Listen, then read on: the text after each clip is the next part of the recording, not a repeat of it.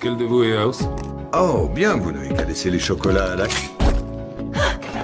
Après avoir repoussé les médecins qui voulaient intervenir, l'homme s'est de nouveau tourné vers House. C'est brutal. Qui voudrait du mal?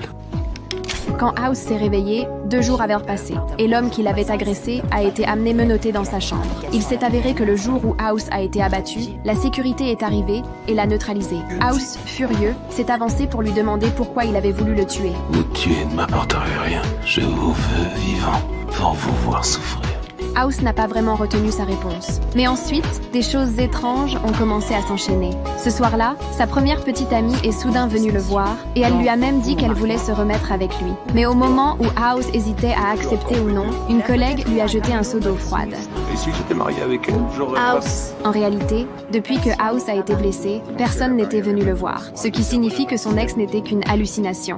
House a alors pensé qu'il y avait eu un problème pendant l'opération et que cela avait causé ses hallucinations. Il est donc allé voir la directrice pour lui demander ce qui s'était réellement passé pendant l'intervention. À ce moment-là, House n'a même pas remarqué que sa jambe ne boitait plus. La directrice a fini par tout lui avouer. Ils avaient utilisé une méthode expérimentale pendant la chirurgie, avec 50% de chances de guérir sa jambe. Même si la douleur qui le hantait depuis des années avait disparu, House n'arrivait pas à se réjouir. Parce qu'il s'est rendu compte que son cerveau avait été touché par le traitement. Des notions médicales évidentes pour ses collègues lui échappaient complètement. Furieux, House est retourné voir la directrice. Je guéris constamment plein de gens. Et vous bazardez ce savoir contre une paire de jockeys. Si tu souffres d'effets secondaires, on peut regarder... House devenait de plus en plus nerveux, au point de mettre un coup de poing au visage d'un collègue. Mais une scène complètement anormale s'est alors produite. Tu délires? Ouais, c'est ça le délire. Non, je veux dire en ce moment. C'est une hallucination. House s'est retrouvé de nouveau sur son lit d'hôpital. Tout ce qui venait d'arriver n'était qu'une hallucination. Après la lésion cérébrale, il était incapable de distinguer le vrai du faux. Désespéré, House a demandé à voir la directrice pour démissionner. Avec les dégâts dans son cerveau, il ne pourrait plus jamais traiter un patient. Après ces mots, il a tourné les talons, mais il a soudain réalisé que quelque chose clochait. Pourquoi vous êtes relevé brusquement en me voyant? J'ai cru que vous alliez encore m'agresser. Encore? La directrice savait ce qui s'était passé dans ses hallucinations, ce qui voulait dire que tout ceci en était encore une.